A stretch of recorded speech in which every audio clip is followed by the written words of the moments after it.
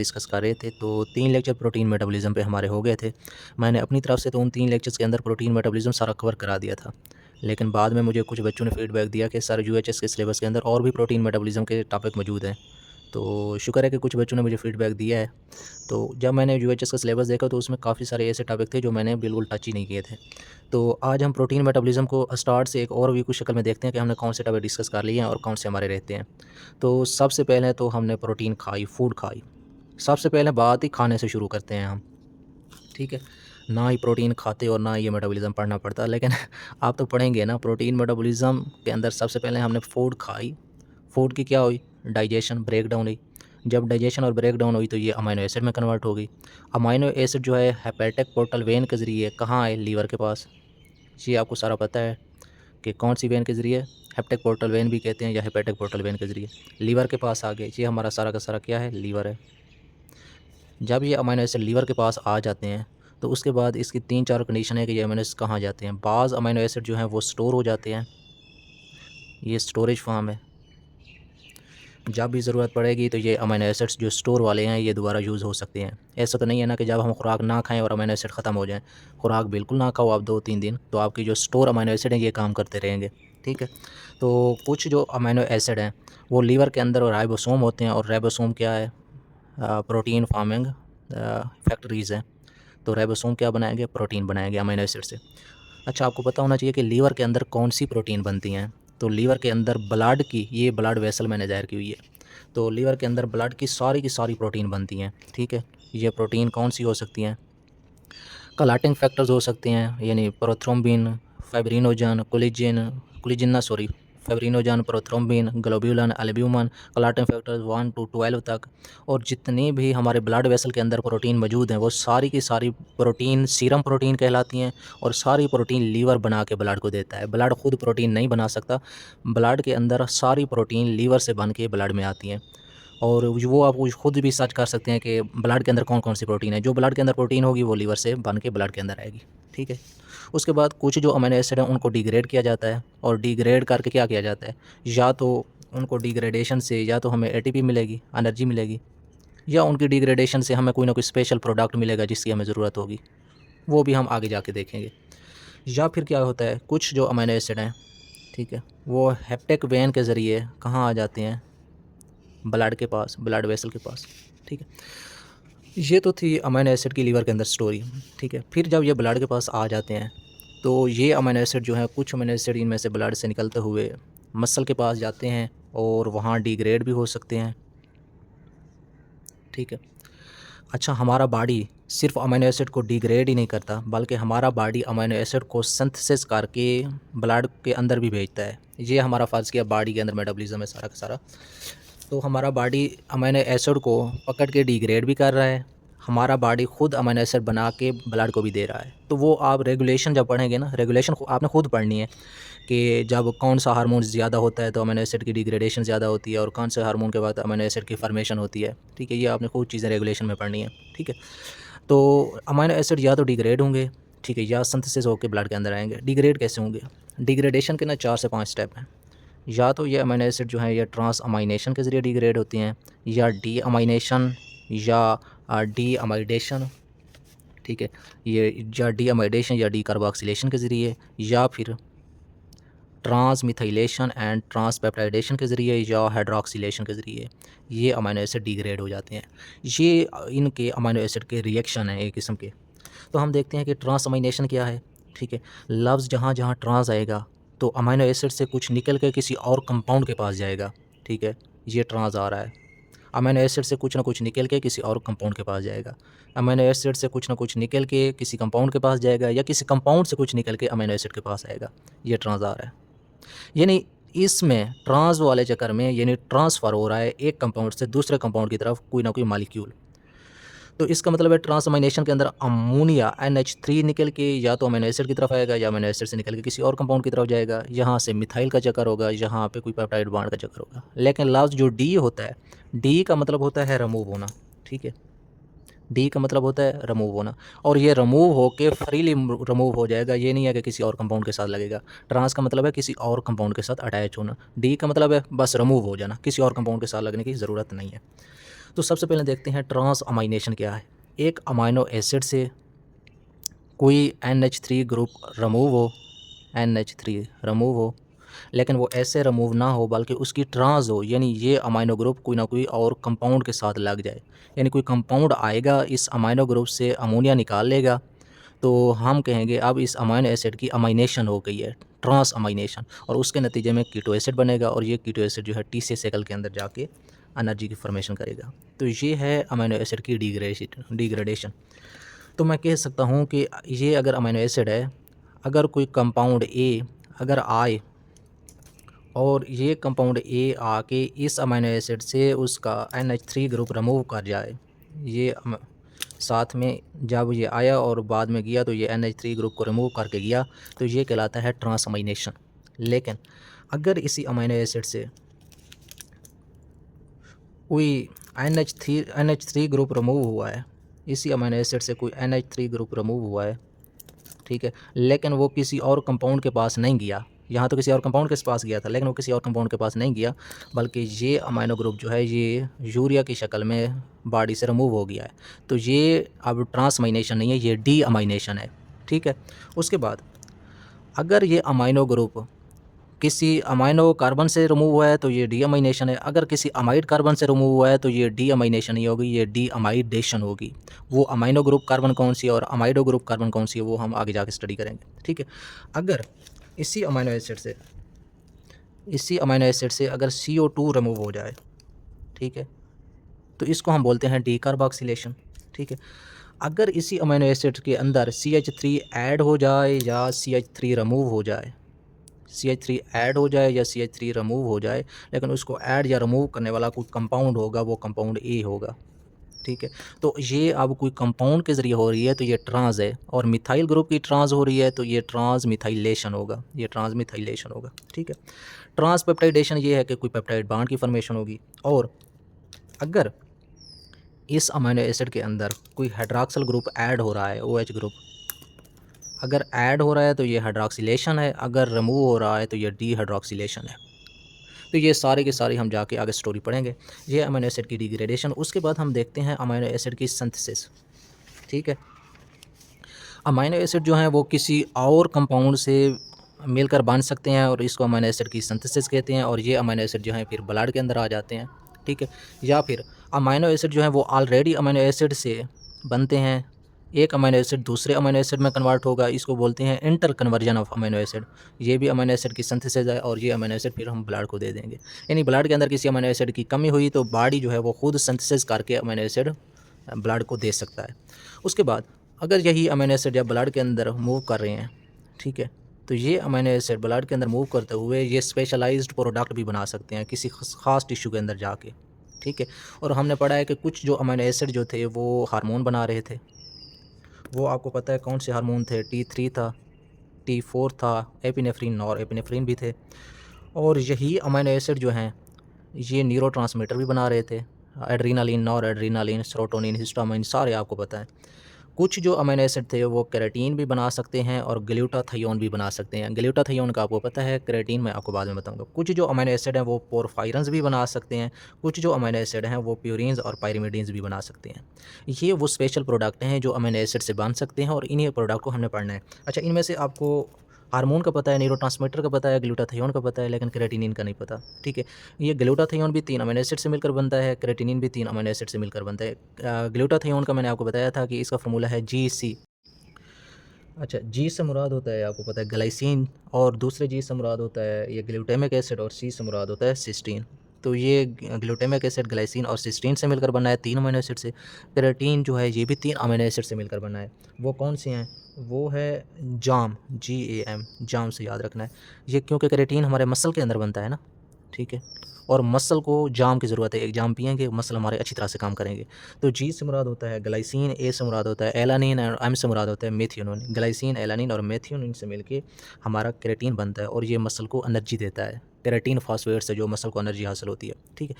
पोरफायरन्स क्या हैं आपको पता है, जो बॉडी के अपना आरबीसीज़ के अंदर हीमोग्लोबिन होती है, उस हीमोग्लोबिन का जो हीम ग्रुप है उसको हम पोरफायरन बोलते हैं। वो हीम ग्रुप भी इन्हीं अमीनो एसिड से मिलकर बनता है, वो हम आगे जाके पढ़ेंगे। और ये प्यूरिन्स और पायरिमिडीन्स भी अमीनो एसिड से मिलकर बनते हैं। आपको पता है प्यूरिन जो है ये डबल रिंग है, एडेनिन हो गया और गवानीन हो गया। पायरिमिडीन्स जो है ये सिंगल रिंग हैं और ये हो गया थायामीन, साइटोसिन और यूरेसिल। ये जो न्यूक्लियोटाइड्स हैं अपना डीएनए और आरएनए के जो न्यूक्लियोटाइड होते हैं, एडेनिन, गवानीन, साइटोसिन, थायानीन, यूरेसिल, ये भी हम स्पेशल प्रोडक्ट इन्हीं में से पढ़ेंगे कि कौन से अमीनो एसिड बनाते हैं। अब हम देखते हैं कि हमने अमीनो एसिड की डिग्रेडेशन भी देख ली, अमीनो एसिड की सिंथेसिस भी देख ली, अमीनो एसिड से स्पेशल प्रोडक्ट का बनना ये भी देख लिया, ठीक है। और उसके बाद हम चलते हैं अमीनो एसिड्स के। ये अमीनो एसिड ना सिर्फ लीवर के अंदर प्रोटीन बनाते हैं, बल्कि ये अमीनो एसिड किसी ख़ास जाके सेल के अंदर भी प्रोटीन बनाते हैं। जब ये अमीनो एसिड सेल के अंदर जाएंगे तो प्रोटीन बनाएंगे। अच्छा, जो ब्लड की प्रोटीन है वो सारी लीवर के अंदर बनती है। ब्लड के अलावा बाकी जितनी भी प्रोटीन है वो सेल खुद बनाते हैं। मसलन एक सेल है, उसको फाइब्रस प्रोटीन की ज़रूरत थी तो उसने अमीनो एसिड ब्लड से निकाले, फाइब्रस प्रोटीन बना रही। कोलेजन और इलास्टिन फाइब्रस प्रोटीन है, ये भी हम तफसील से डिस्कस करेंगे। उसके बाद एक सेल था, उसे ग्लोबुलर प्रोटीन की ज़रूरत थी।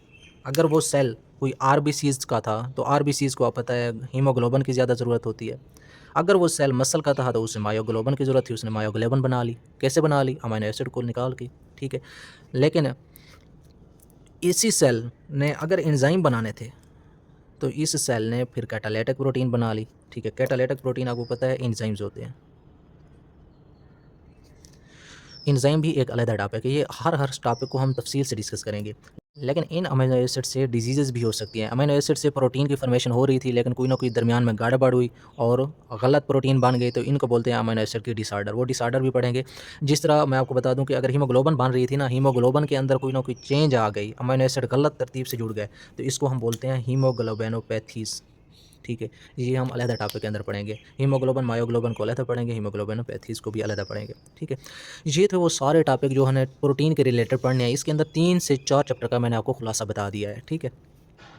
अब हम चलते हैं स्टेप बाय स्टेप कि अमीनो एसिड की पहले डिग्रेडेशन पढ़ेंगे, उसके बाद अमीनो एसिड की सिंथेसिस पढ़ेंगे, उसके बाद स्पेशलाइज्ड प्रोडक्ट पढ़ेंगे, उसके बाद हम अमीनो एसिड जब सेल के अंदर जाएंगे तो ग्लोबुलर और फाइब्रस प्रोटीन कैसे बनाएंगे। उसके बाद हम देखेंगे कि ये जब सेल के अंदर कैटालाइटिक प्रोटीन बनाते हैं यानी एंजाइम कैसे बनाते हैं, ठीक है। उसके बाद हम देखेंगे अमीनो एसिड की डिसऑर्डर्स। ये सारे के सारे हम तफसील से पढ़ेंगे। यहाँ इसी खुलासे के अंदर मैंने आपको तकरीबन 4 चैप्टर्स सारे के सारे कवर कराए हुए हैं, यानी मैंने समंदर को कूजे में बंद कर दिया है, ठीक है। ये आपके सारे के सारे यूएचएस के सिलेबस के अकॉर्डिंग है। आप यूएचएस का सिलेबस खोल के देखें, ये सारे के सारे अमीनो एसिड की डिग्रेडेशन भी है, अमीनो एसिड की सिंथेसिस भी है, अमीनो एसिड से स्पेशल प्रोडक्ट की फॉर्मेशन भी है, अमीनो एसिड से जो ग्लोबुलर प्रोटीन है और फाइब्रस प्रोटीन है ये भी हैं। हीमोग्लोबिन और मायोग्लोबिन अलग-अलग है, हीमोग्लोबिनोपैथीज़ अलग है, एंजाइम अलग है, डिसऑर्डर अलग है। ये सारे के सारे टॉपिक हैं, ठीक है। सबसे पहले हम डिस्कस करेंगे अब तरतीब से डिग्रेडेशन को। अब हम देखेंगे अमीनो एसिड की डिग्रेडेशन। ये कोई न्यू टॉपिक नहीं है, ये आपने पहले ही पढ़ा हुआ है मोस्टली, लेकिन अब हम एक तरतीब के साथ देखेंगे कि अमीनो एसिड किस किस अंदाज में डिग्रेड होते हैं। कुछ अमीनो एसिड जो है वो ट्रांसअमाइनेशन करते हैं, कुछ डीअमाइनेशन, कुछ जो है वो डीअमाइडेशन करते हैं, कुछ हाइड्रॉक्सिलेशन, कुछ डीकार्बोक्सिलेशन, कुछ ट्रांसमिथाइलेशन और कुछ ट्रांसपेप्टाइडेशन करते हैं। सबसे पहले देखते हैं ट्रांसअमाइनेशन क्या है। मैंने आपको बताया था कि लफ्ज़ ट्रांस का मतलब होता है कि कोई ना कोई मॉलिक्यूल अमीनो एसिड से निकलेगा जो किसी और मॉलिक्यूल के साथ जाके अटैच होगा। यानी मॉलिक्यूल अगर निकलेगा तो वो फ्रीली नहीं निकलेगा बल्कि कोई और मॉलिक्यूल के साथ अटैच होगा, कोई और मॉलिक्यूल आके निकाल जाएगा। तो मसलन मेरे पास एक अमीनो एसिड है और ये कीटो एसिड में कन्वर्ट हुआ है। इससे अमीनो एसिड से जो इसका अमीनो ग्रुप था, NH3 ग्रुप अटैच था जो, वो इससे रिमूव हो गया है। पहले अमीनो एसिड के साथ NH3 ग्रुप था, अब कीटो एसिड के साथ नहीं है। तो वो कोई ना कोई कंपाउंड आया है, वो इससे अमीनो ग्रुप ले गया है, ठीक है। अब जो है वो NH3 ग्रुप इस कंपाउंड के साथ लग गया है। तो ये अमीनो ग्रुप का निकलना ये है ट्रांसअमाइनेशन। कब? जब कोई और कंपाउंड आके निकाल जाए। अगर कोई और कंपाउंड नहीं निकालेगा तो फिर वो डीअमाइनेशन में आ जाएगा, ठीक है। तो इसकी एग्जांपल्स हमने पढ़ी हुई है ऑलरेडी। वो कौन सी? एलानिन जो है वो पायरोवेट में कन्वर्ट होता था, लेकिन इससे जो NH3 ग्रुप रिमूव होता था वो अल्फ़ा कीटोग्लूटारेट इससे रिमूव करता था और वो ग्लूटामेट में कन्वर्ट हो जाता था। और ये आपको पता है कि ये कौन से एंजाइम की मौजूदगी में रिएक्शन होता था ट्रांसअमाइनेशन का? ये ALT एंजाइम की मौजूदगी में होता था। इसको हम ट्रांसअमाइनेशन बोलते थे। अगर याद नहीं है तो मैं आपको दिखा देता हूँ। बैक साइड पे चलते हैं।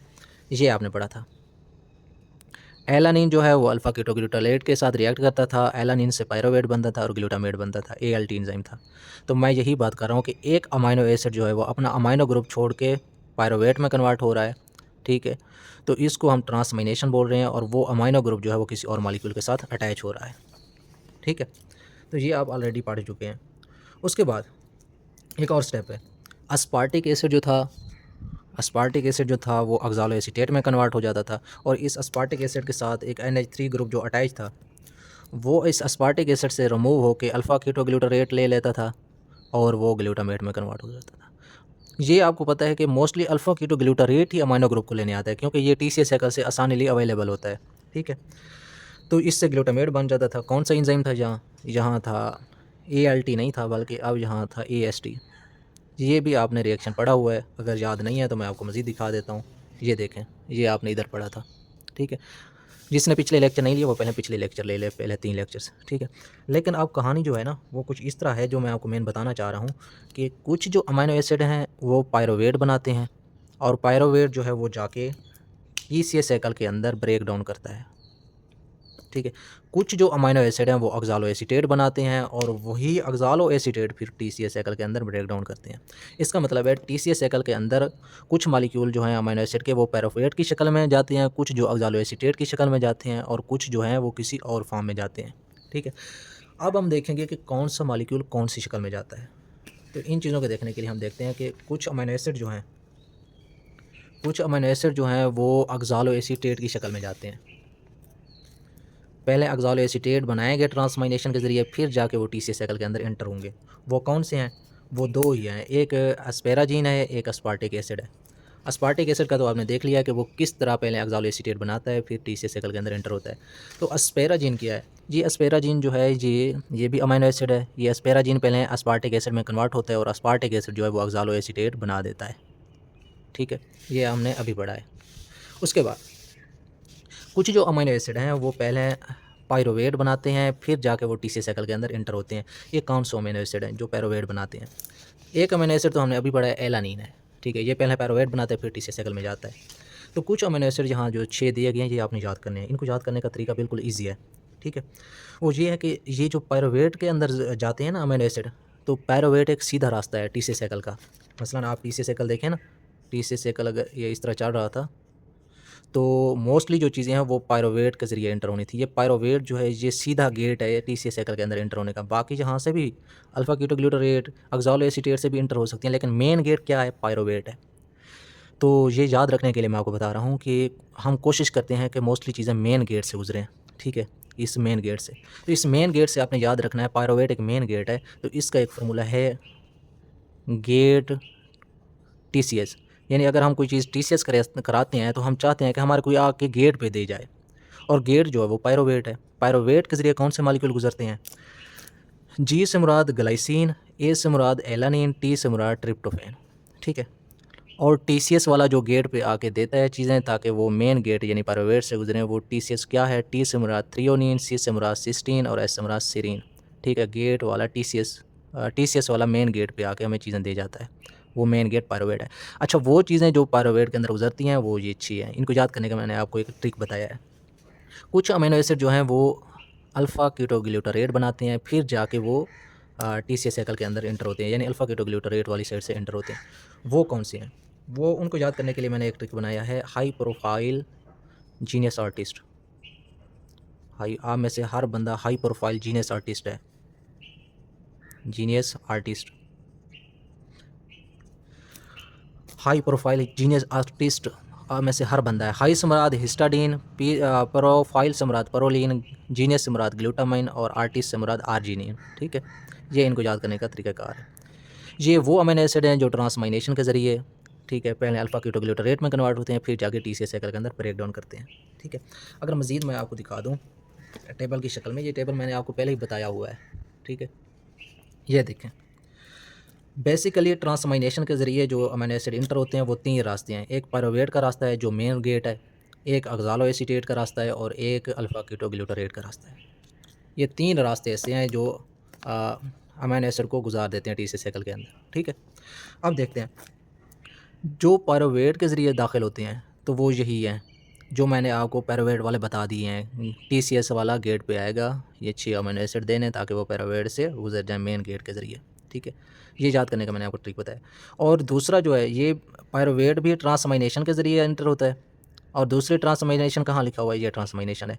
अस्पार्टेट जो है ये भी ऑक्ज़ालोएसीटेट में कन्वर्ट होता है ट्रांसअमाइनेशन के ज़रिए, ठीक है। ऑक्ज़ालोएसीटेट में कौन सी चीज़ें जाती हैं, अस्पार्टेट और एस्पेराजीन।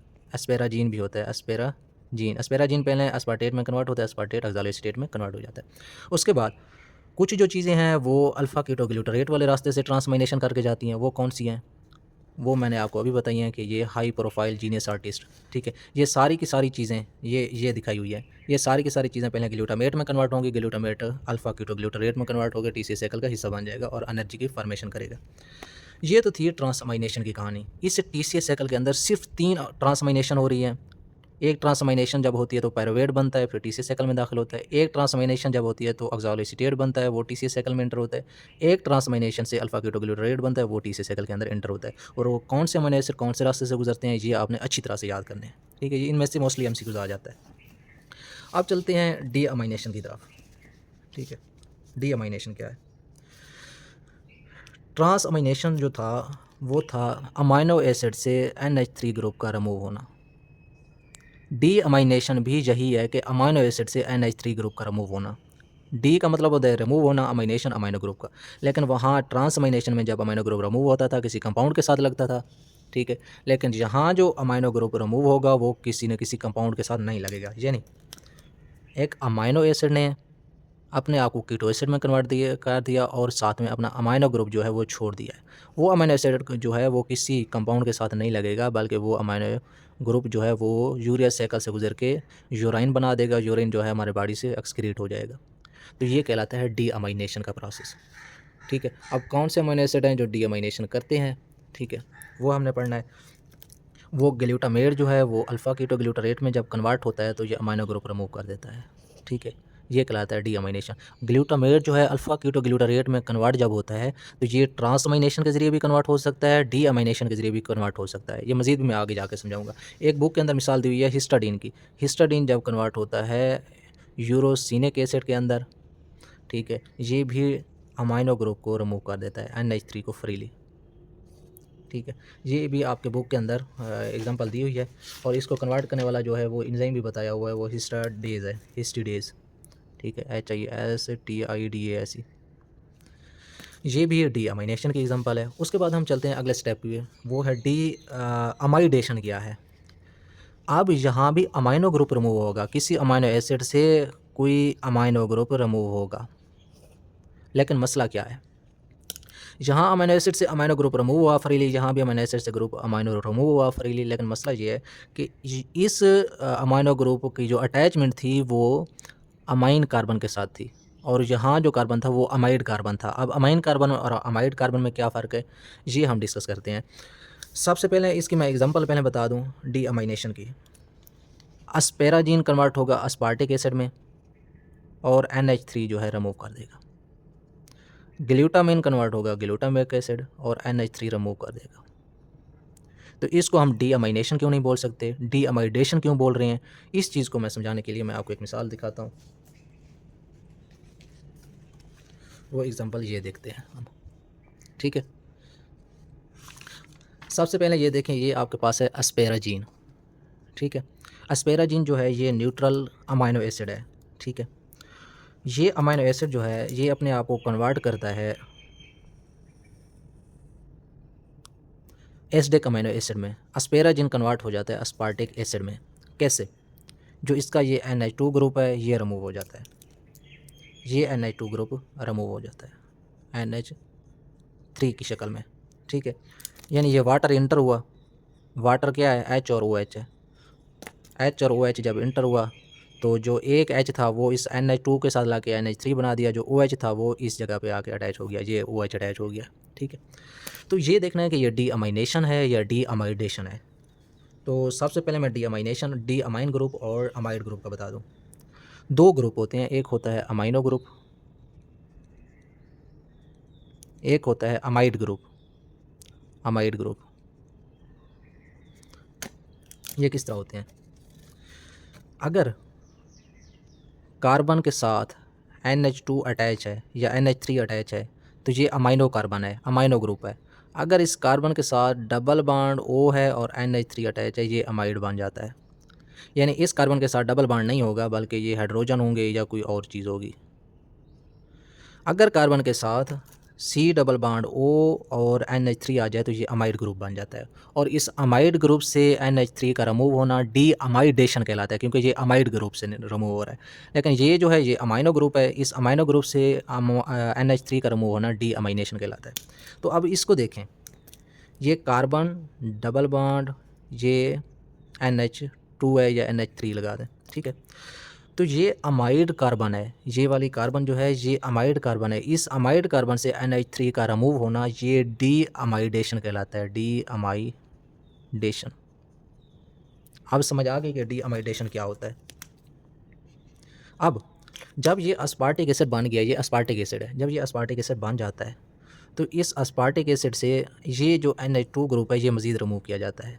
ये अस्पार्टिक एसिड से NH2 ग्रुप रिमूव किया जाता है। ये NH2 जब रिमूव होगा, ठीक है, तो ये NH2 ग्रुप ऐसे रिमूव नहीं होगा, ये NH3 की फॉर्म में फ्रीली रिमूव नहीं होगा, बल्कि अल्फ़ा कीटो ग्लूटारेट आएगा और इस NH3 ग्रुप को पकड़ के ग्लूटामेट में कन्वर्ट हो जाएगा। तो इसका मतलब है इसको डी अमाइनेशन या डी अमाइडेशन नहीं बोल सकते, बल्कि ये ट्रांस अमाइनेशन है। क्या है? Transamination. तो ये ट्रांस अमाइनेशन का प्रोसेस हो गया और उसके नतीजे में ऑक्ज़ालो एसीटेट बना है, ठीक है। ये देख सकते हैं ऑक्ज़ालो एसीटेट किस तरह बना है। ये COOH को मैंने इकट्ठा करके लिख दिया हुआ है, ठीक है। बाकी यहाँ डबल बॉन्ड आ जाता है। अच्छा, ऑक्ज़ालो एसीटेट जो है ये TC साइकिल में जा सकता है। आपको ये भी पता है कि ऑक्ज़ालो एसीटेट के ज़रिए कौन से अमीनो एसिड जो हैं वो गुजर के इस TC साइकिल में जाते हैं, ठीक है। ये कहानी थी असल में।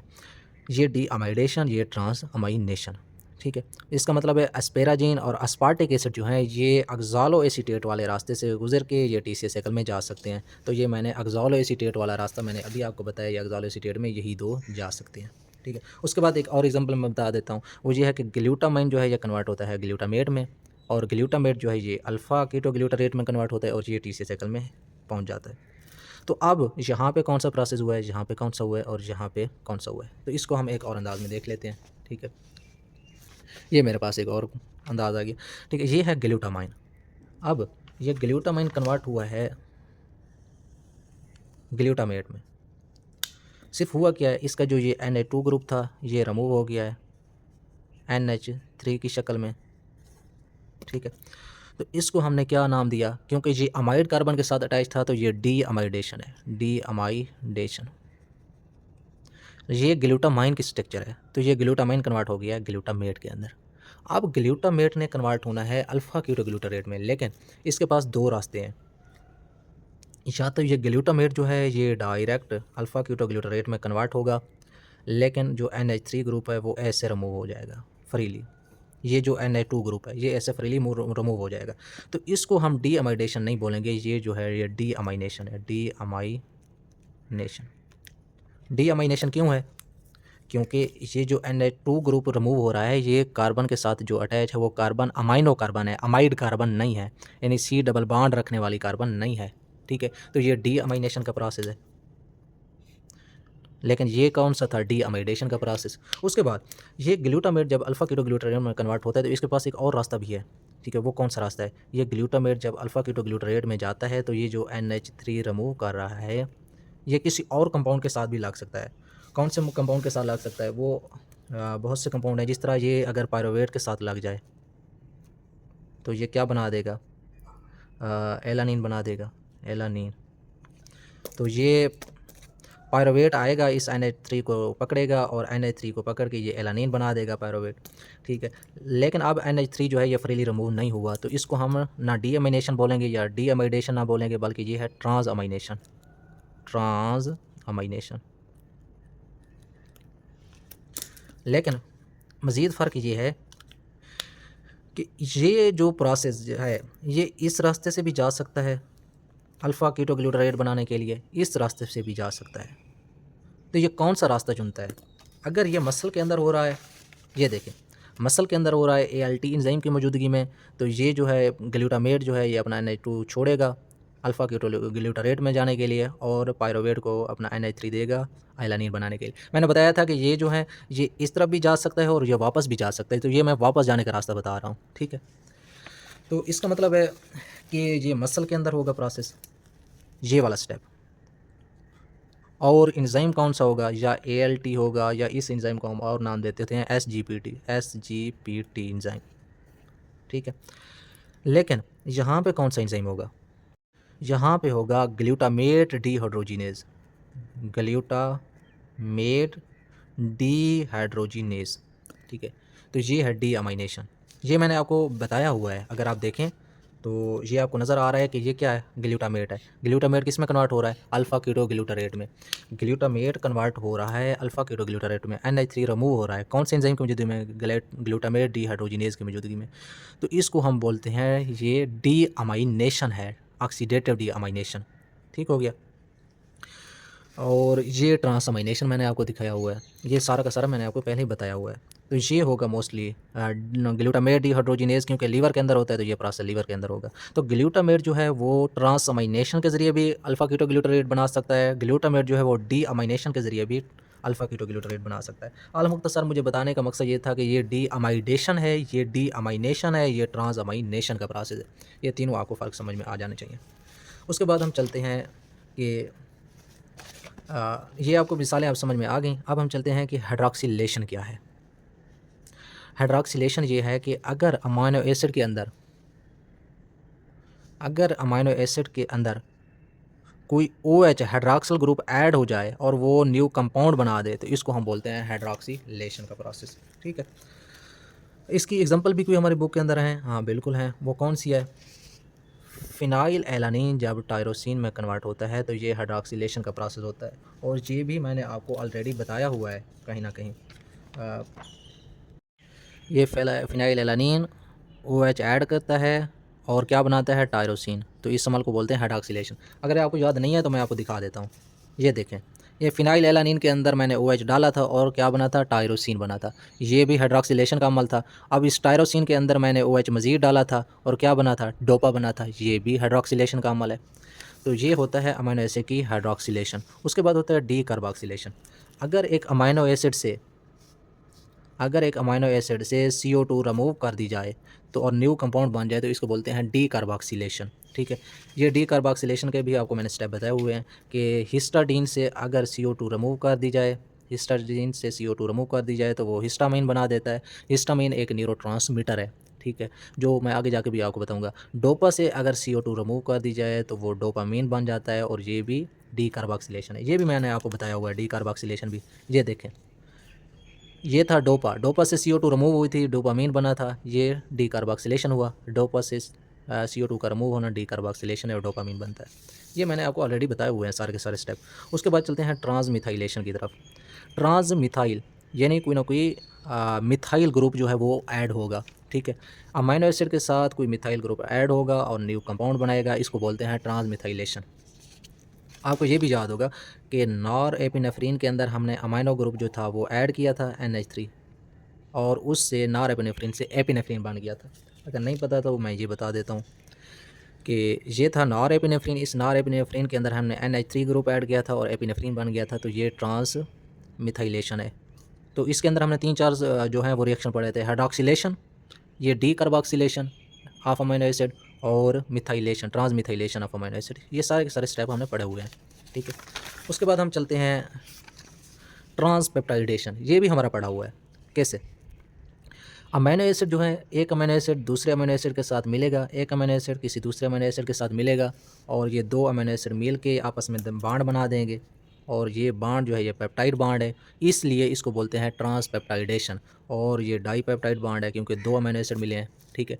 इस तरह की मिसालें मैंने आपको बताई थी। एक ट्राईपेप्टाइड बताया था, वो कौन सा था, ग्लूटाथियोन।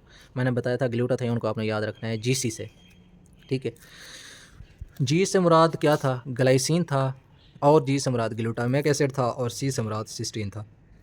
ये तीन आपस में मिलते थे और उनके नतीजे में एक कंपाउंड बनता था, ट्राईपेप्टाइड, ठीक है। उनके दरमियान ये पेप्टाइड बांड आ गया, इसको हम बोलते थे ग्लूटाथियोन। ये एंटीऑक्सीडेंट था। उसके बाद एक और एग्जांपल है, वो है केराटिन। ये केराटिन आपको पता होना चाहिए, ये मसल के अंदर पाई जाती है। केराटिन फास्फेट जो आपके मसल को एनर्जी देती है, ठीक है। ये आपने केराटिन फास्फेट कहीं न कहीं लफ्ज़ फर्स्ट ईयर एफएससी के अंदर आपने पढ़ा हुआ है। केराटिन फास्फेट मसल को एनर्जी देती है। ये भी ट्राइपेप्टाइड है। ये 3 अमीनो एसिड आपस में जुड़े हुए हैं। वो अमीनो एसिड कौन से हैं? वो है ग्लाइसिन, एलानिन और मेथियोनिन। ये भी आपने याद रखना है जाम से। ये मैंने पहले भी आपको बताया है कि मसल्स को जो है एक जाम की ज़रूरत होती है। एक जाम पानी पियोगे तो केराटिन बनेगा और केराटिन आपके मसल को एनर्जी देगा। वो जाम कौन सा है? जी से मुराद ग्लाइसिन, ए से मुराद एलानिन और एम से मुराद मेथियोनिन। ये मिल के केराटिन बनाएंगे। केराटिन आपके मसल को एनर्जी देगा। तो ये वो सारे के सारे स्टेप मैंने आपको बता दिए हैं डिग्रेडेशन ऑफ अमीनो एसिड के। ठीक है, किस तरह डिग्रेडेशन ऑफ अमीनो एसिड होती है और वो किस तरह टीसीए साइकिल के अंदर जाते हैं और या किस तरह वो एनर्जी बनाते हैं या कुछ स्पेशल प्रोडक्ट बनाते हैं। कुछ जो है वो टीसीए साइकिल के अंदर जा रहे थे, कुछ से जो हार्मोन बन रहे थे, कुछ से जो मज़ीद अमीनो एसिड बन रहे थे। ये है अमीनो एसिड की डिग्रेडेशन। ठीक है, हमने अमीनो एसिड की ये डिग्रेडेशन पढ़ ली है। उसके बाद हम अमीनो एसिड की सिंथेसिस पढ़ेंगे, फिर स्पेशलाइज्ड प्रोडक्ट और फिर इस तरह चलते हैं कि ये 3-4 चैप्टर का हमारा एक सिलेबस बना हुआ है, एक हमने तरतीब बना ली है। बिस्मिल्लाहिर्रहमानिर्रहीम। हम प्रोटीन मेटाबॉलिज्म डिस्कस कर रहे थे, तो हमने प्रोटीन मेटाबॉलिज्म के अंदर हमने डिग्रेडेशन ऑफ अमीनो एसिड देख लिया था। तो अब हम देखेंगे कि अमीनो एसिड को सिंथेसाइज़ किस तरह किया जाता है। दूसरे कंपाउंड से भी सिंथेसाइज़ किया जा सकता है या अमीनो एसिड को इंटर कन्वर्ट भी किया जा सकता है। एक अमीनो एसिड से दूसरा अमीनो एसिड भी बनाया जा सकता है। तो अमीनो एसिड की सिंथेसिस अब हम देखते हैं। तो सबसे पहले देखें कि अमीनो एसिड को हम ट्रांस अमीनेज़ रिएक्शन के ज़रिए बना सकते हैं। कैसे? ये आपने सारे के सारे रिएक्शन पढ़े हुए हैं कि जिस तरह एलानिन जो था ये कन्वर्ट होता था पायरोवेट के अंदर, कन्वर्ट होता था ना, और उसी दौरान अल्फ़ा कीटोग्लूटारेट जो था इसका Na2 ग्रुप जो था हासिल कर लेता था।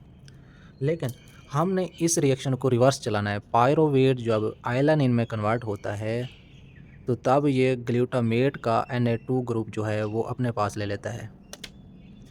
ग्लूटामेट से इसने Na2 ग्रुप को निकाला। किसने निकाला? पायरोवेट ने। Na2 ग्रुप ग्लूटामेट का निकाला और एलानिन बना दिया। अब एलानिन जो है ये एक अमीनो एसिड है। तो मैं कह सकता हूँ कि हम पायरोवेट से हम एलानिन बना सकते हैं। पायरोवेट से एलानिन बना सकते हैं। कौन से एंजाइम की मौजूदगी में? ALT एंजाइम की मौजूदगी में। ये बिल्कुल सेम है, ये वाला देखें आप। इसी मैंने रिएक्शन को मैंने उलट कर दिया है। ठीक है, तो इस ज़रिए हम पायरोवेट से एलानिन बना सकते हैं। ठीक है, अब ये सवाल पैदा होता है कि हम ग्लूकोज से भी बना सकते हैं एलानिन क्या? हाँ, बिल्कुल बना सकते हैं। आपने देखा है कि ग्लूकोज की ग्लाइकोलाइसिस हो रही थी। ठीक है, ग्लाइकोलाइसिस के दौरान ग्लूकोज टूटा 3-फॉस्फोग्लिसरेट में, फिर 3-फॉस्फोग्लिसरेट पायरोवेट में, और पायरोवेट जो है वो टीसीए साइकिल के अंदर एंटर हुआ एसिटाइल कोए की शक्ल में, और ये टीसीए साइकिल ऑलरेडी चल रहा था। ये टीसीए साइकिल जो है ये आपको पहले आता है टीसीए साइकिल सारा। इस टीसीए साइकिल के दौरान ग्लूकोज टूट रहा है और टीसीए साइकिल में आके एनर्जी प्रोडक्शन कर रहा है। लेकिन हमें इस ग्लूकोज से एटीपी की ज़रूरत नहीं थी। एटीपी का लेवल था हाई, तो हमें एटीपी की ज़रूरत नहीं थी, बल्कि हमें अमीनो एसिड की ज़रूरत पड़ गई बॉडी को। तो ये जो पायरोवेट है ये अब टीसीए साइकिल में एंटर होने की बजाय ये आएगा यहाँ। इस पायरोवेट को हम सेल के अंदर लाएंगे। सेल के साइटोप्लाज्म के अंदर होता है ALT एंजाइम जो इस पायरोवेट को एलानिन में कन्वर्ट कर देता है। एलानिन एक अमीनो एसिड है, तो इसका मतलब है कि हम ग्लूकोज से जो है हम ग्लूकोज से इस रास्ते के ज़रिए एलानिन यानी अमीनो एसिड प्रोडक्शन कर सकते हैं। उसके बाद जिस तरह हमने अस्पार्टिक एसिड को ऑक्सालो एसीटेट में कन्वर्ट किया, ठीक है, और उसी दौरान अल्फ़ा कीटोग्लूटारेट ने Na2 ग्रुप को ले लिया था वापस। ठीक है, ये बिल्कुल सेम रिएक्शन है, वो मैंने आपको पहले भी दिखाया है। ये वाला इसको हम उलट करने लगे हैं इस रिएक्शन को। तो हम ऑक्सालो एसीटेट को अस्पार्टिक एसिड में कन्वर्ट करने लगे हैं, तो ये ग्लूटामेट जो है ये अपना Na2 ग्रुप दे देगा और ख़ुद अल्फ़ा कीटोग्लूटारेट में कन्वर्ट हो जाएगा। एंजाइम कौन सा होगा? AST। अलमुख्तसर ये होते हैं रिवर्सिबल रिएक्शन। जिस तरह हमने अस्पार्टिक एसिड को ऑक्सालो एसीटेट में कन्वर्ट किया, इसी तरह ऑक्सालो एसीटेट को अस्पार्टिक एसिड में कन्वर्ट किया जा सकता है, क्योंकि ये रिवर्सिबल रिएक्शन होते हैं। ठीक है, तो इसका मतलब ये हुआ कि हम ऑक्सालो एसीटेट से हम अस्पार्टिक एसिड बना सकते हैं। अस्पार्टिक एसिड क्या है? अमीनो एसिड है। ठीक है, अस्पार्टिक एसिड एक अमीनो एसिड है। ठीक है, तो ये भी उसी तरह ग्लूकोज से बनेगा। ग्लूकोज टीसीए साइकिल के अंदर इंटर हो रहा था। ठीक है, जो ऑक्सालो एसीटेट था ये यहाँ से निकला। ठीक है, ये ऑक्सालो एसीटेट ये यहाँ से निकला और इस ऑक्सालो एसीटेट ने जाके ALT एंजाइम की मौजूदगी में, सॉरी AST एंजाइम की मौजूदगी में अस्पार्टिक एसिड बना दिया। अस्पार्टिक एसिड एक अमीनो एसिड है। इसी तरह बिल्कुल जब अल्फ़ा कीटोग्लूटारेट जब ट्रांसअमाइनेशन करता है तो ग्लूटामेट में कन्वर्ट हो जाता है, और इसी दौरान जो एलानीन है ये अपना अमाइनो ग्रुप दे के पायरुवेट में कन्वर्ट हो जाता है। ठीक है, ये सारा का सारा ALT वाला वही एंजाइम है, वही सारा रिएक्शन है। ठीक है, इसी का मैंने फिर उलट कर दिया है। तो इसका मतलब है अल्फ़ा कीटोग्लूटारेट से भी हम ग्लूटामेट बना सकते हैं। ठीक है, ये अल्फ़ा कीटोग्लूटारेट कहाँ से आएगा? ये भी इसी TCA साइकिल से निकलेगा, इस TCA साइकिल से निकलेगा, और ये अल्फ़ा कीटोग्लूटारेट जो है ये ग्लूटामेट बना देगा। ग्लूटामेट भी एक अमीनो एसिड है। इसका मतलब है हम अस्पार्टिक एसिड, एलानीन और ग्लूटामेट, ये तीन जो अमीनो एसिड हैं वो हम ट्रांसमाइनेशन रिएक्शन के ज़रिए बना सकते हैं। इन तीन अमीनो एसिड को ट्रांसमाइनेशन के ज़रिए बनाया जा सकता है। इसके अलावा कुछ अमीनो एसिड जो है इंटर कन्वर्जन से बनते हैं। कैसे? अस्पेराजिन को हम अस्पार्टिक एसिड में कन्वर्ट कर देते हैं। ठीक है, एक ये बन गया। उसके बाद ग्लूटामेन को हम ग्लूटामिक एसिड में कन्वर्ट कर देते हैं। ठीक है, ये आपने ऑलरेडी पढ़े हुए हैं। अस्पेराजिन को अस्पार्टिक एसिड में कैसे कन्वर्ट करते हैं, ये आपने देखा है। अस्पेराजिन को अस्पार्टिक एसिड में कैसे कन्वर्ट किया जाता है। ठीक है, बिल्कुल इसी तरह आपने ग्लूटामाइन का भी पढ़ा है। ठीक है, ये देख लें, ये ग्लूटामाइन को आपने ग्लूटामेट में कैसे कन्वर्ट किया है, ये आपने अभी कन्वर्जन पढ़ी है। तो इसका मतलब ये हुआ कि हम बॉडी के अंदर अस्पार्टिक एसिड बना सकते हैं किसी और अमीनो एसिड से, ग्लूटामिक एसिड बना सकते हैं किसी और अमीनो एसिड से। ये दोनों जो एसिडिक अमीनो एसिड हैं ये बॉडी के अंदर प्रोडक्शन इनकी हो सकती है इन दो अमीनो एसिड से। बिल्कुल इसी तरह फिनाइल एलानीन से भी हम टायरोसिन बना सकते हैं।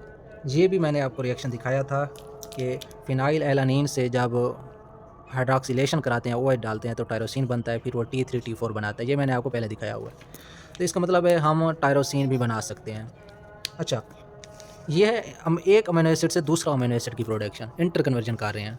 एक अमीनो एसिड है सेरीन, इस सेरीन से हम ग्लाइसिन भी बना सकते हैं। वो कैसे? ये मेरे पास है सेरीन का फार्मूला, इससे मैंने ग्लाइसिन बनानी है। तो ये CN2C11 बिल्कुल सेम रहा, सिर्फ जो ये ग्रुप था ना, मिथाइल हाइड्रॉक्सी मिथाइल, ठीक है, इस ग्रुप को मैंने निकाल दिया। किस शक्ल में? CH3OH की शक्ल में। हाइड्रॉक्सी मिथाइल ग्रुप को मैंने रिमूव किया, किससे? सेरीन से। सेरीन से हाइड्रॉक्सी मिथाइल ग्रुप को जो ही रिमूव किया तो मेरे पास बन गया ग्लाइसिन। तो इसका मतलब है कि मैं ग्लाइसिन भी बना सकता हूँ, लेकिन यहाँ जो एंजाइम होता है वो इंपॉर्टेंट है, हाइड्रॉक्सी मिथाइल ट्रांसफेरेज एंजाइम इस्तेमाल होता है। ठीक है, उसके बाद कुछ जो हमारे अमीनो एसिड हैं वो अदर कंपाउंड से भी बनते हैं।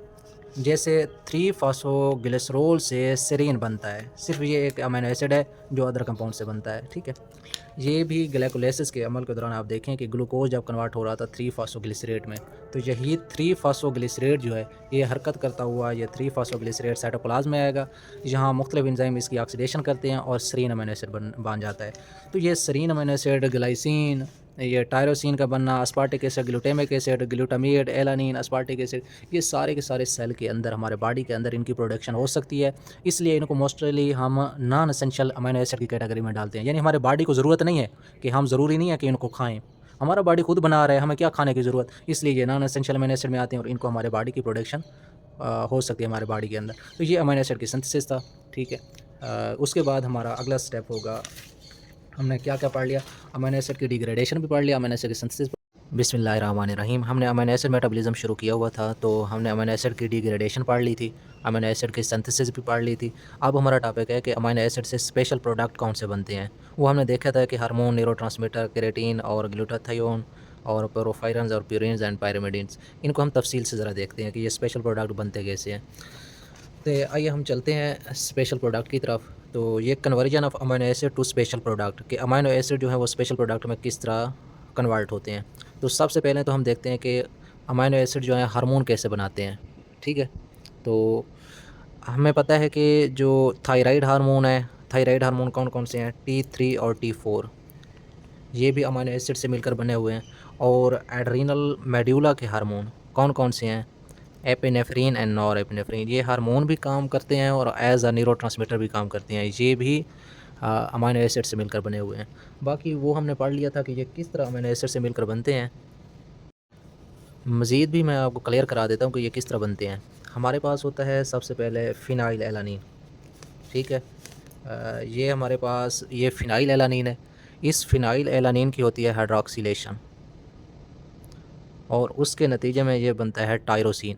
फिनाइल एलानिन की हाइड्रॉक्सिलेशन हुई फिनाइल एलानिन हाइड्रॉक्सिलेज एंजाइम की मौजूदगी में, यानी OH ग्रुप ऐड हुआ और ये OH ग्रुप कहाँ लगा, इस जगह पे आके लगा, ये OH ग्रुप लग गया है। तो अब ये फिनाइल एलानिन से बन गया है टायरोसिन। अब ये जो टायरोसिन है, ये आपका टायरोसिन जो है ये एपिनेफ्रिन और नॉर एपिनेफ्रिन भी बना सकता है, ये आपका T3 और T4 भी बना सकता है, और यही आपका जो टायरोसिन है ये मेलानिन भी बना सकता है। मेलानिन आपको पता है ये पिगमेंट है जो आपकी स्किन को डार्क कलर देता है। अच्छा, अगर इसका मज़ीद भी नहीं पता तफ़सील से मैं आपको अगर बताना चाहूँ तो ये आपने पहले ही पढ़ा हुआ है कि फ़िनाइल एलानिन से किस तरह टायरोसिन बनता है, टायरोसिन से फिर डोपा, डोपा से डोपामीन, एपिनेफ्रिन और नॉर एपिनेफ्रिन किस तरह बनते हैं, और टायरोसिन से T3 और T4 कैसे बनती है, ये आपने पढ़ा हुआ है। लेकिन इसमें से एक अहम बात बताने वाली जो है वो फ़िनाइल एलानिन से जब टायरोसिन बनता है, जब हाइड्रॉक्सिलेशन होती है तो वहाँ जो एंजाइम होता है फ़िनाइल एलानिन हाइड्रॉक्सिलेज़, इस एंजाइम की डेफिशिएंसी से एक बीमारी होती है फ़िनाइल केटोयूरिया, PKU, फ़िनाइल कीटोयूरिया। इस एंजाइम की डेफिशिएंसी से जब ये एंजाइम कम होगा तो ये टायरोसिन नहीं बनेगा फ़िनाइल एलानिन से, जब टायरोसिन नहीं बनेगा तो ये सारे के सारे हार्मोन नहीं बनेंगे, और इस बीमारी को फ़िनाइल केटोयूरिया बोलते हैं या PKU बोलते हैं। अब हम चलते हैं आगे। ये तो है हार्मोन, बस यही हार्मोन अमीनो एसिड से मिलकर बनते हैं। बाकी कुछ जो ट्रांसमीटर हैं वो भी अमीनो एसिड से बनते हैं। जितने भी कैटेकोल्स अमाइन हैं हमारे न्यूरोट्रांसमीटर, कैटेकोल्स अमाइन ना एक न्यूरोट्रांसमीटर की पूरी क्लास है। इस कैटेकोल अमाइन के ग्रुप के अंदर सिर्फ 3 अपना न्यूरोट्रांसमीटर आते हैं, एक डोपामीन, नॉरएपिनेफ्रिन, एपिनेफ्रिन। ये तीनों के तीनों न्यूरोट्रांसमीटर कैटेकोल अमाइन के क्लास कैटेगरी में आते हैं, और ये तीनों के तीनों जो हैं ये आपको पता है कहाँ से बनते हैं मिलके, ये भी इसी टायरोसिन से मिलके बने होते हैं। और ये आपको पता है ये कैसे बनते हैं वो भी आपने देखा हुआ है, वही प्रोसेस ये डोपामीन, नॉरएपिनेफ्रिन, एपिनेफ्रिन, ये सारे के सारे इसी टायरोसिन से मिलकर बनते हैं। पहले हाइड्रॉक्सिलेशन होती है, फिर डीकार्बोक्सिलेशन होती है, फिर हाइड्रॉक्सिलेशन होती है, फिर मिथाइलेशन होती है एंड पे, ये सारा आपने पहले पढ़ा हुआ है। तो इसी टायरोसिन से ये डोपामीन, नॉरएपिनेफ्रिन और एपिनेफ्रिन पैदा होते हैं। डोपामीन आपको पता है ये न्यूरोट्रांसमीटर है, और ये क्या करता है, ये आपके ब्रेन को एक्साइटेटरी सिग्नल देता है। एपिनेफ्रिन और नॉर एपिनेफ्रिन आपको पता है ये आपके सिम्पथेटिक और पैरासिम्पथेटिक नर्वस सिस्टम का हिस्सा है, ठीक है। ये है कैटेकोल अमाइन की कैटेगरी। उसके बाद कुछ जो अमाइनो एसिड हैं वो अमीनो एसिड एज आ न्यूरोट्रांसमीटर भी काम करते हैं। कौन कौन से, जिस तरह ग्लाइसिन हो गया, गाबा हो गया, ये दोनों के दोनों एक्साइटेटरी न्यूरोट्रांसमीटर हैं, सॉरी ये इनहिबिटरी न्यूरोट्रांसमीटर हैं। ग्लाइसिन और गाबा ये दोनों के दोनों अमाइनो एसिड हैं और एज आ इनहिबिटरी न्यूरोट्रांसमीटर के तौर पे काम करते हैं, यानी हमारे नर्व्स जो है ना, न्यूरॉन्स हैं, उनके अंदर ये सिग्नल को इनहिबिट कर रहे होते हैं। और इसी तरह जो हमारे एसिडिक अमीनो एसिड हैं, ग्लूटामिक एसिड और अस्पार्टिक एसिड, ये दोनों के दोनों ये एक्साइटेटरी न्यूरोट्रांसमीटर हैं और दोनों के दोनों ब्रेन के अंदर पाए जाते हैं।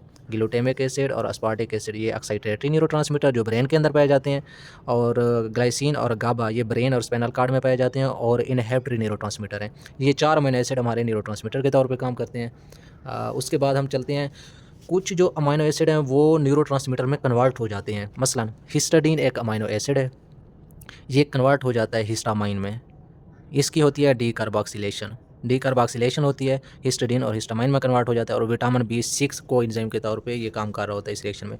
हिस्टामाइन आपको पता है ये हिस्टामाइन क्या है, एक न्यूरोट्रांसमीटर है हिस्टामाइन, और ये हिस्टामाइन क्या काम करता है, ये एज आ वेजोडाइलेशन काम करता है, ब्लड वेसल की डाइलेशन करता है, और एज आ एलर्जिक रिएक्शन काम करता है। वैसे भी हिस्टामिन के आप जितने भी फंक्शन हैं आप मेटा से सर्च कर लें या ChatGPT से कर लें, हिस्टामिन के फंक्शन क्या क्या हैं, ये आपको पता होना चाहिए कि ये न्यूरोट्रांसमीटर है। उसके बाद एक और अपना अमाइनो एसिड होता है ट्रिप्टोफैन, ठीक है। वैसे हमारे पास जो एरोमेटिक अमाइनो एसिड थे वो 3 थे, और तीनों के तीनों इंपॉर्टेंट हैं। एक फिनाइल एलानिन था, ये भी एरोमेटिक था, ये भी इंपॉर्टेंट है। टायरोसिन था, ये भी इंपॉर्टेंट है क्योंकि इतने आगे चीज़ें बना रहा है। ट्रिप्टोफैन भी, ये भी हमारा एरोमेटिक अमाइनो एसिड है, ये भी इंपॉर्टेंट है। 3 अमाइनो एसिड जो हैं एरोमेटिक और तीनों इंपॉर्टेंट है। ट्रिप्टोफैन से बनता है 5 हाइड्रॉक्सी ट्रिप्टोफैन, ये OH ग्रुप ऐड होता है, हाइड्रॉक्सिलेशन होती है, ट्रिप्टोफैन हाइड्रॉक्सिलेज एंजाइम काम करता है, और ट्रिप्टोफैन ये 5 हाइड्रॉक्सी ट्रिप्टोफैन जो है ये कन्वर्ट हो जाता है सेरोटोनिन में। सेरोटोनिन एक न्यूरोट्रांसमीटर है, ठीक है। सेरोटोनिन के फंक्शन आपने ChatGPT कर लेने हैं। उसके बाद सेरोटोनिन कन्वर्ट हो जाता है एन एसिटाइल सेरोटोनिन में, और इस सेरोटोनिन एन एसिटाइल सेरोटोनिन से मेलाटोनिन बनता है। मेलाटोनिन जो है ये पीनियल ग्लैंड में बनता है, ठीक है। मेलाटोनिन का क्या काम है, ये आपकी स्लीप अवेक साइकिल को कंट्रोल कर रहा होता है, ठीक है।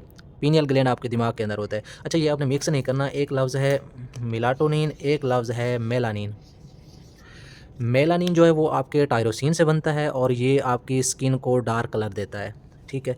लेकिन जो मेलाटोनिन है ये सेरोटोनिन से बनता है और ये सेरोटोनिन से मेलाटोनिन बनता है और पीनियल ग्लैंड के अंदर बनता है और इसका काम स्लीप और एक साइकिल को कंट्रोल करना है। और ये इसकी जो स्टिमुलस है ना वो ज़्यादा अगर डार्कनेस में रहें 12 घंटे से ज़्यादा तो ये तब रिलीज़ होना शुरू होता है। अच्छा, उसके बाद हम चलते हैं ग्लूटाथियोन और क्रेटिनिन की तरफ, ठीक है। इन अमीनो एसिड से ग्लूटाथियोन और केराटिन भी बनता है। ग्लूटाथियोन का आपको पता है ये एंटीऑक्सीडेंट है और केराटिन जो है ये आपके मसल के अंदर पाया जाता है। केराटिन फॉस्फेट एक एनर्जी का सोर्स है, ठीक है। इसका मैं मज़ीद भी बता देता हूँ। केराटिन जो है ये 3 अमीनो एसिड से मिलकर बना होता है। वो आपको पता है कौन कौन सी हैं? जाम, GAM, ग्लाइसिन, उसके बाद होता है A से आर्जिनिन और M से मेथियोनिन, ठीक है। इसका मैं आपको मेटाबॉलिज्म भी बता देता हूँ। ये देखें मेटाबॉलिज्म। सबसे पहले ग्लाइसिन जो है वो आर्जिनिन के साथ मिलता है। आर्जिनिन ग्लाइसिन अमाइडिनो ट्रांसफेरेज एंजाइम होता है, ठीक है। वो एक इंटरमीडिएट बनाता है। इस इंटरमीडिएट में घुसने की ज़रूरत नहीं है।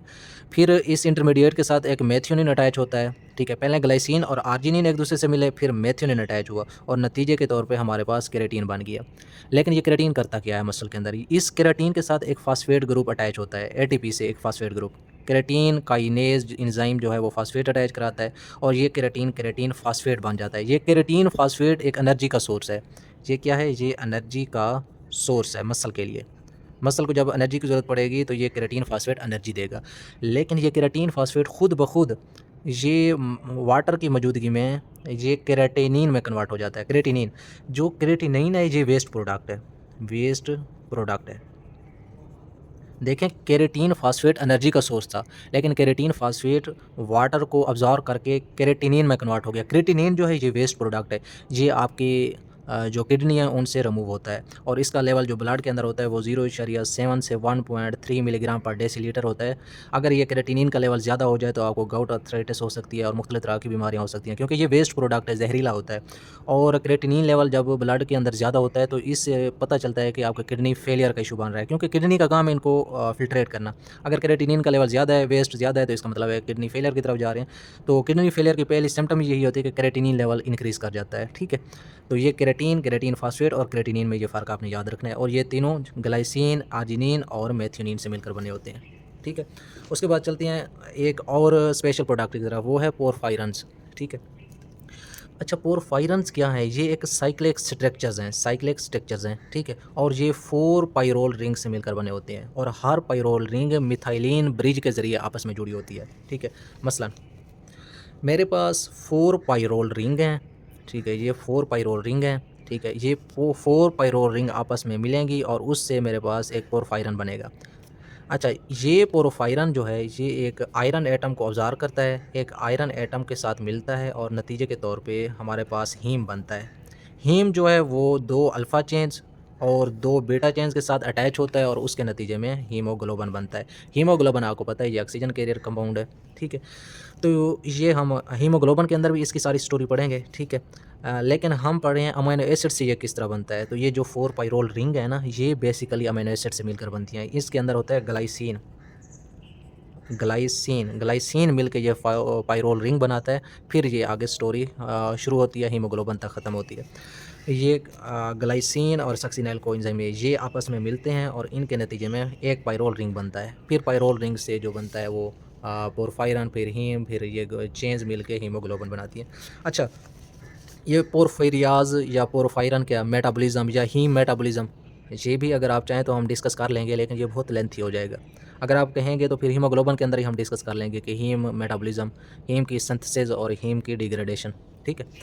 लेकिन फ़िलहाल हम अपने टॉपिक की तरफ रहते हैं। एक आखिरी प्रोडक्ट है प्यूरिन्स और पायरिमिडीन्स, ठीक है। प्यूरिन्स आपको पता है ये डबल रिंग स्ट्रक्चर्स होती हैं, ठीक है। प्यूरिन्स कौन कौन सी हैं? 2 ही तो हैं, गवानीन और एडेनिन। ये आपको पता है डीएनए और आरएनए के न्यूक्लियोटाइड बनाती हैं। और ये जो प्यूरिन्स हैं, जो डबल रिंग हैं, जो गवानीन और एडेनिन है, ये 3 अमीनो एसिड से मिलकर बनी होती है, ग्लाइसिन, ग्लूटामाइन और अस्पार्टेट, ठीक हो गया। उसके बाद जो पायरिमिडीन्स हैं वो सिंगल रिंग होती हैं और वो थायामीन है, साइटोसिन है और यूरिसिल है, ये 3 हैं, ठीक है। और ये कौन से अमीनो एसिड से मिलकर बनी होती हैं? ये 2 अमीनो एसिड से, ग्लूटामाइन और अस्पार्टेट। ग्लूटामाइन और अस्पार्टेट ये दोनों के अंदर है, लेकिन इसके अंदर सिर्फ ग्लूटामाइन और अस्पार्टेट है, उसके अंदर ग्लूटामाइन अस्पार्टेट के साथ ग्लाइसिन भी है। तो ये मेन स्पेशलाइज़्ड प्रोडक्ट हैं जो आपके अमीनो एसिड से मिलकर बने होते हैं। यहाँ तक हमारे अमीनो एसिड का मेटाबॉलिज़्म का तकरीबन सारा कंप्लीट हो गया है। उसके बाद हमने अमीनो एसिड के डिसऑर्डर डिस्कस करने हैं।